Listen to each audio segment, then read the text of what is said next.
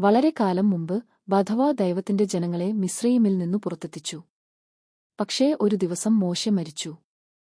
Israel ജനങ്ങൾ ദുഃഖിതരും ഭയപ്പെട്ടവരുമായിരുന്നു. ഇപ്പോൾ നമ്മെ ആരാണ് നയിക്കുക? അവർ ആശങ്കപ്പെട്ടു.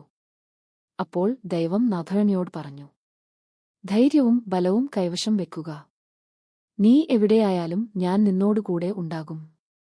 യോശുവ ദൈവത്തെ പൂർണ്ണഹൃദയത്തോടെ വിശ്വസിച്ചു. അവൻ എഴുന്നേറ്റ് ജനങ്ങളുടെ പുതിയ നേതാവായി. അല്പകാലത്തിനുശേഷം അവർ യോർദാൻ നദിക്കരയിലെത്തി.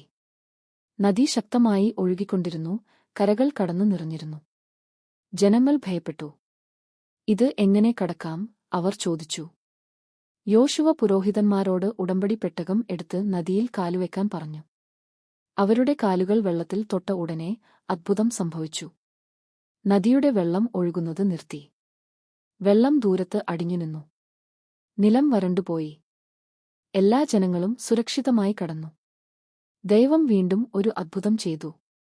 അതിനുശേഷം അവർ യെരീഹോ എന്ന നഗരത്തിലെത്തി. അതിനു ചുറ്റും വലിയും ശക്തവുമായ മതിലുകൾ ഉണ്ടായിരുന്നു.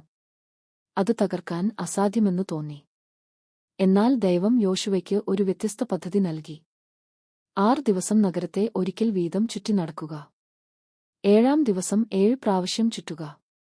ശേഷം കാഹളം ഊതുകയും മുഴക്കുകയും ചെയ്യുക. ഇത് അല്പം വിചിത്രമായി തോന്നിയെങ്കിലും യോശുവ അനുസരിച്ചു. 7-ാം ദിവസം അവർ 7 പ്രാവശ്യം ചുറ്റി നടന്നു. പുരോഹിതന്മാർ കാഹളം ഊതി. യോശുവ വിളിച്ചു പറഞ്ഞു, മുറക്കൂ, കർത്താവ് ഈ നഗരം നിങ്ങൾക്ക് നൽകിയിരിക്കുന്നു. ജനങ്ങൾ ശക്തിയായി മുറക്കി. അപ്രതീക്ഷിതമായി ധം ധടാം, യെരീഹോയുടെ വലിയ മതിലുകൾ ഇടിഞ്ഞുവീണു. ദൈവം അവർക്കു വിജയം നൽകി. കൂടുതൽ വിജയങ്ങൾക്കുശേഷം അവർ വാഗ്ദത്ത ദേശമായ കനാനിൽ എത്തി. പച്ചപ്പാർന്ന വയലുകളും ഒഴുകുന്ന നദികളും നിറഞ്ഞ മനോഹര ദേശം. യോശുവ ജനങ്ങളെ ഒത്തുചേർത്ത് പറഞ്ഞു, ഇന്ന് നിങ്ങൾ ആരെ സേവിക്കുമെന്ന് തിരഞ്ഞെടുക്കുക. എന്നാൽ ഞാനും എന്റെ കുടുംബവും കർത്താവിനെ സേവിക്കും.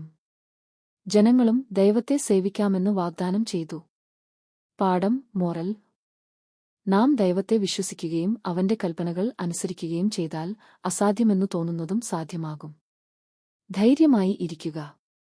ബലമായി ഇരിക്കുക. ദൈവം എല്ലായ്പ്പോഴും നിങ്ങളോടുകൂടെ ഉണ്ടാകും.